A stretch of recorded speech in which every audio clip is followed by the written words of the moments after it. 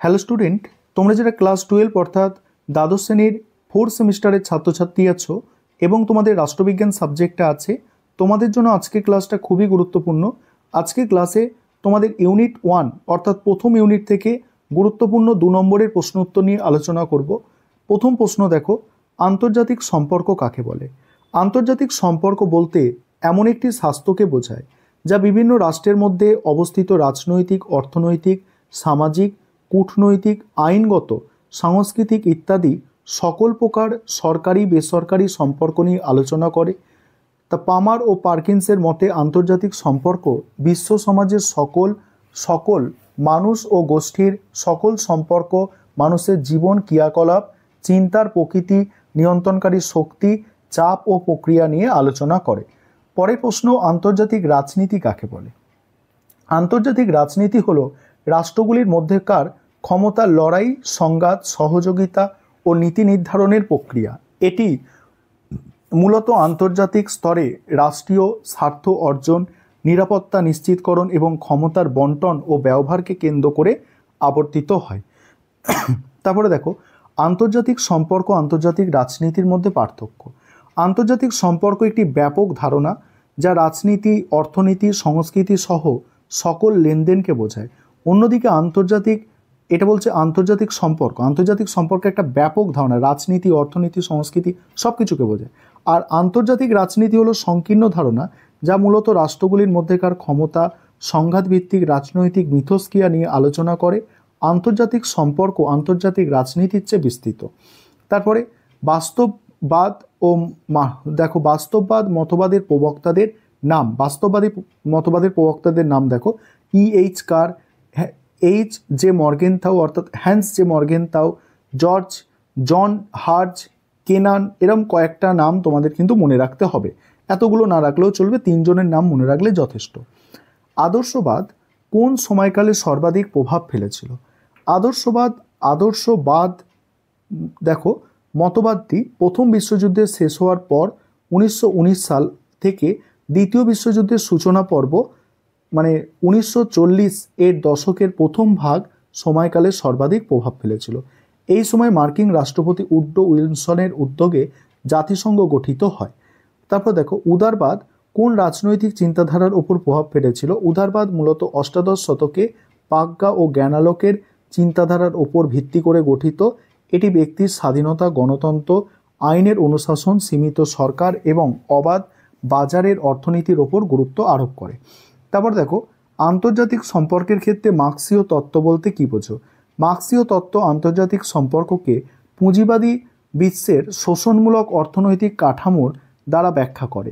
এটি বিশ্ব রাজনীতিতে শ্রেণী সংঘাত, ধনী দরিদ্র রাষ্ট্রের বৈষম্য, ধনতান্ত্রিক বিশ্ব ব্যবস্থায় আধিপত্যের প্রধান চালিকা শক্তি হিসাবে দেখে। তারপরের প্রশ্ন আছে দেখো, আন্তর্জাতিক সম্পর্কের 2টি বৈশিষ্ট্য। 1 নম্বর হচ্ছে এটি রাষ্ট্রকেন্দ্রিক হলেও আন্তর্জাতিক সংস্থা অরাষ্ট্রীয় কর্মকর্তাদের ভূমিকাকে স্বীকার করে।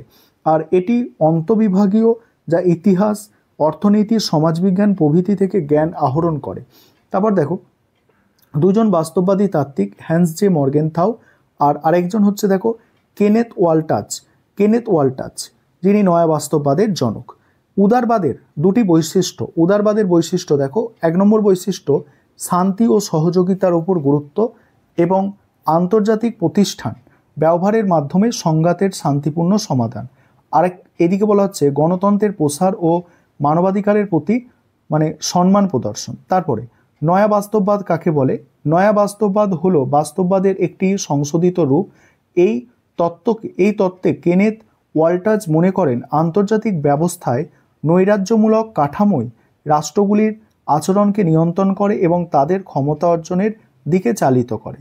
বাস্তববাদের বৈশিষ্ট্য 1 নম্বর হচ্ছে আন্তর্জাতিক রাজনীতিকে মূলত ক্ষমতার লড়াই হিসাবে দেখে এবং জাতীয় স্বার্থ অর্জনকে প্রধান লক্ষ্য মনে করে, আর রাষ্ট্রকে আন্তর্জাতিক সম্পর্কের প্রধান কর্তা হিসাবে এবং নিরাপত্তা ও আত্মরক্ষাকে মূল উদ্বেগ হিসাবে গণ্য করে। তারপর দেখো, 2 জন তাত্ত্বিকের নাম লেখো, 2 জন আদর্শবাদী তাত্ত্বিকের নাম। একজন হচ্ছে মার্কিন রাষ্ট্রপতি উড্রো উইলসন, আরেকজন হচ্ছে দেখো ইমানুয়েল কান্ট।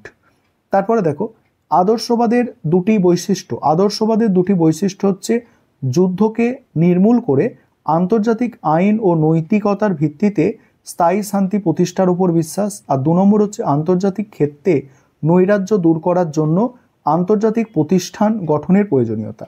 পরের প্রশ্নোত্তর আলোচনা করব, তার আগে যে বিষয়টা তোমাদের বলার আছে, তোমাদের জন্য অনলাইন কোচিং ক্লাস চলছে। তোমরা যদি এই সাবজেক্টে ফুল মার্কস পেতে চাও তাহলে তোমরা অবশ্যই স্ক্রিনে দেওয়া নম্বরে যোগাযোগ করে আমাদের পেড ব্যাচে অ্যাডমিশন নিয়ে নিতে পারো। এবার আছে দেখো, উদ্বৃত্ত মূল্যের তত্ত্ব কি?